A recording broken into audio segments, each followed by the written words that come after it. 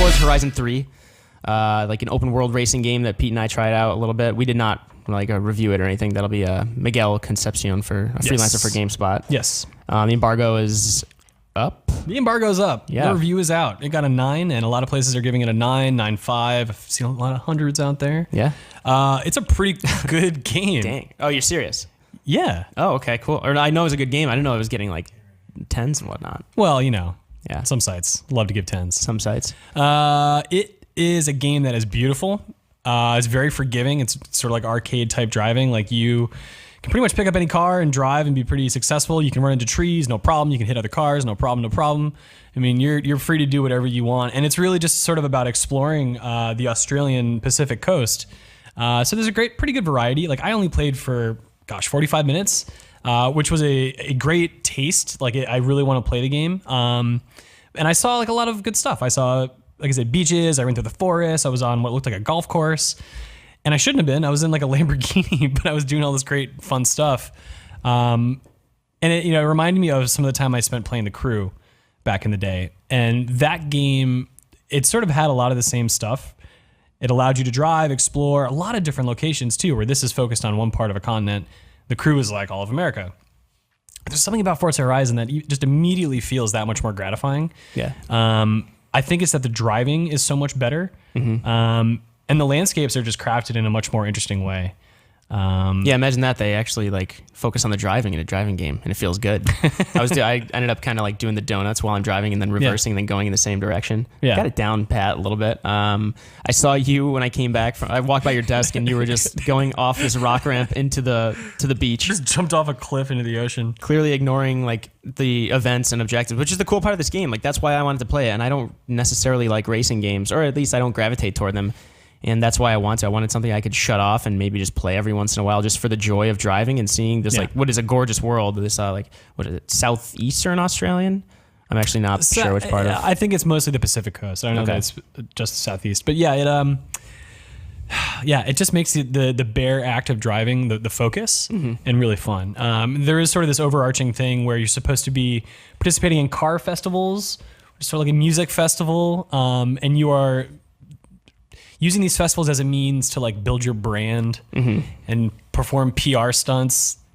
I guess they got to find an excuse for a narrative in this game. It doesn't really need one, but there were some questionable characters early on in like the intro with like these bro voices. Yeah, and, I know you could pick from like a set number of nicknames. I forgot what my character's name was, like Natasha or something. I have no idea, but I wasn't particularly interested in the people. I was just more interested in the cars and driving them. Yeah. But then, you can like create your own events, right? And then that's where like the multiplayer comes into play. Other people can participate in them. You can make like challenges and upload them, I believe. Because I haven't played that much, unfortunately. But you run across these avatars that are just like, they take, I think, names from your friends list, or at least they just take random people's names and make them like your drivatars that you can challenge. Yeah. So just driving on the road. And this is the third year the drivatar system has been in place. And I think it translates across games. Maybe it's just a Horizon thing. I don't know if it's a Forza Motorsport proper thing as well. But yeah, like these sort of, they're learned behaviors from the way that other people have driven. And then, it's not like you're driving with that person in this mode. Like I was playing offline and I still had drivatars on there. No, it wasn't offline. Anyway, I'm rambling now. And you're building up a garage the whole time, obviously. Sure. It's kind of, did you have like an N7 car from like Mass Effect? Is there a DLC that came along with it or something? Yeah, that was just there when I booted it up.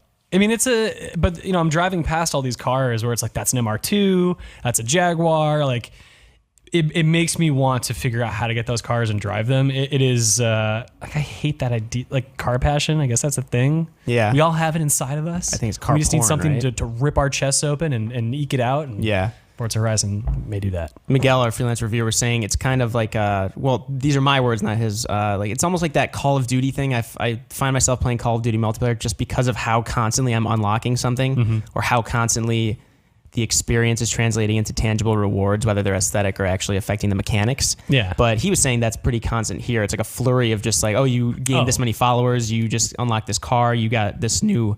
You actually like hire artists for the festival venue. You get points for driving like an asshole. Yeah, you like near misses. Collisions, damage point. Like you just anything you do, basically, you're going to earn points.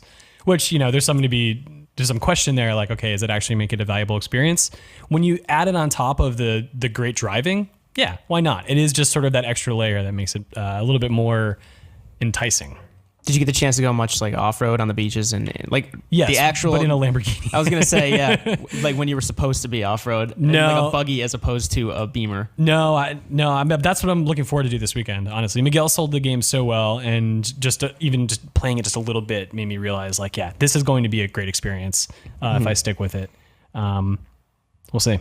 Yeah, in terms of negatives, there's just Miguel was saying like minor performance issues online, which I guess like every game's gonna suffer that. It clearly wasn't enough to like hinder his experience, and then he didn't like the brand narrative either. I don't blame him. Yeah, kind of social media, the millennial generation. I can't stand millennials.